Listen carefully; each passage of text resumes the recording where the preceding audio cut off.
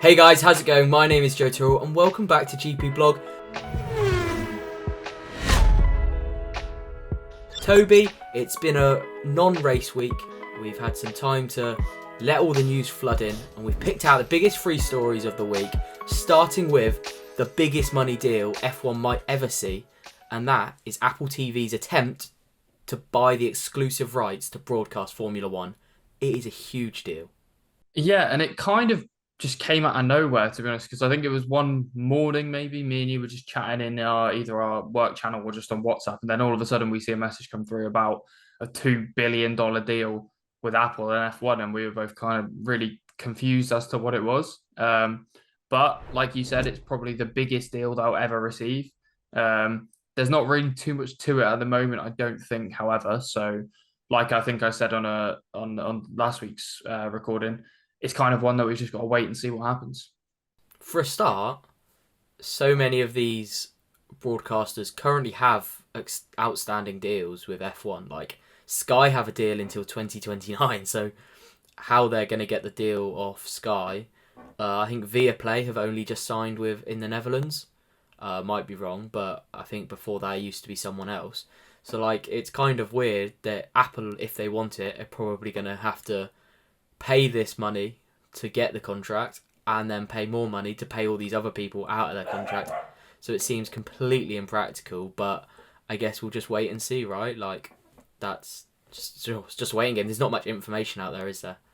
No, it's like I said, it's just one of those where we really do just have to wait and see. Like you said, they will have to buy the other broadcasters out of their contracts if they want this one to go ahead. But then they'll probably lose a lot of business because I don't think many people want to sign up to Apple TV, to be honest, because a lot of people have their here in the UK at least have their Sky Sports packages, and F1 comes in that, and it's quite easy because then they get to watch the football and the cricket as well. So it's one which is going to be interesting to keep an eye on and see what develops from it. Yeah. Not the last we'll hear of that one, I don't think. But we'll move over to action on the track. Red Bull and AlphaTauri. Horner has now said that Liam Lawson isn't guaranteed a seat after all the rumours that he was reportedly promised one for 2025. You've got to feel a little bit sorry for Liam Lawson at this point. Yeah, because he's come in replacing Daniel Ricciardo, who's obviously injured, and has done an extremely good job. I don't think there's probably any other rookies that would come into that AlphaTauri and do as well as he's done. Probably Oscar Piastri being the only one that could really do it at the moment, I think. Um, so to see Daniel Ricciardo get re-signed is a bit odd because I thought Liam Lawson was gonna basically be guaranteed to see, like you said, Horner said. But now it looks like he's going to become reserve driver again for another year, which he did not want at all.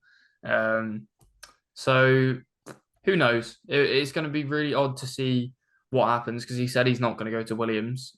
He said he's a Red Bull driver. So yeah, don't really know what's gone on over there.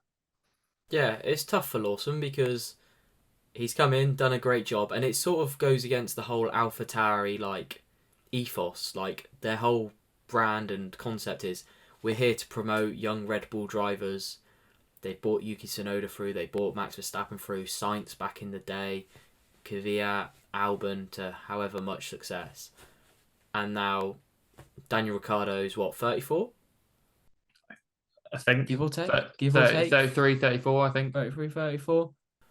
It goes completely. Daniel Ricciardo is a very talented driver. Let's not get it wrong. But Oh yeah, that by no means we say he's a bad driver.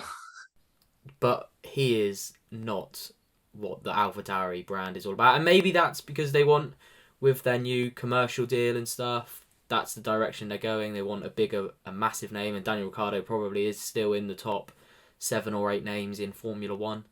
But it doesn't really, in terms of the AlphaTauri brand and what they're all about, it doesn't really sit in line with that. So you do have to feel sorry for Lawson, and it doesn't look like Ricardo's going to be back this weekend in Qatar either. No, looks like Liam Lawson's going to have to have one more race weekend in the car, and then he's gone. Yeah, yeah. So Ricardo's had 2 weekends in F1, and yeah, Lawson's filled in very admirably. What will this be? This will be race number 5. Yeah, race number 5 now for Lawson. Like He's come in, done an exceptional job at some difficult racetracks as well. Singapore, Japan,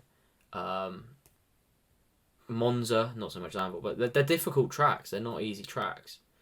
So and he's come in and done such a great job, and then he's just going to be thrown to the wayside as nobody remembers reserve drivers, really, do they, during the season? No, but I think people will remember Liam Lawson. He's going to be a name that everyone was already speaking about before. And I think people are probably going to be quite annoyed that he won't get a seat in F1 next year. But who knows? The tables might turn around and he might end up getting a seat at Williams, but it doesn't look good for him at the moment. Well, that is Red Bull and AlphaTauri. Max Verstappen, however, can win the World Championship this weekend in the Formula One sprint race in Qatar. Be the first driver to ever do it. That's some achievement. But it's been a matter of when, not if, hasn't it? Excuse me, I'll keep it quite short. We've been waiting for him to win it at this point, and we all knew they would probably come in a kind of the month period between like September to October time. And now we've hit October, and we're going to Qatar, and he's going to claim this world championship probably. Yeah, like we were almost expecting it in Suzuka, and then they messed up in Singapore. So they had to wait in Suzuka, and now, Qatar. And how many races are left after this one? 5 left after this one? 5 races still to go after this one. Massive achievement from Max. Not much else to say, is there? No, but Toby, that is all from us. We'll be back next Monday for our Qatar Grand Prix, our first official Qatar Grand Prix, because the second one was a replacement. The first one was a replacement race. This is the first one with its full-time slot on the calendar. We'll be debriefing it next week. Thank you very much for joining me. We'll see you next Monday.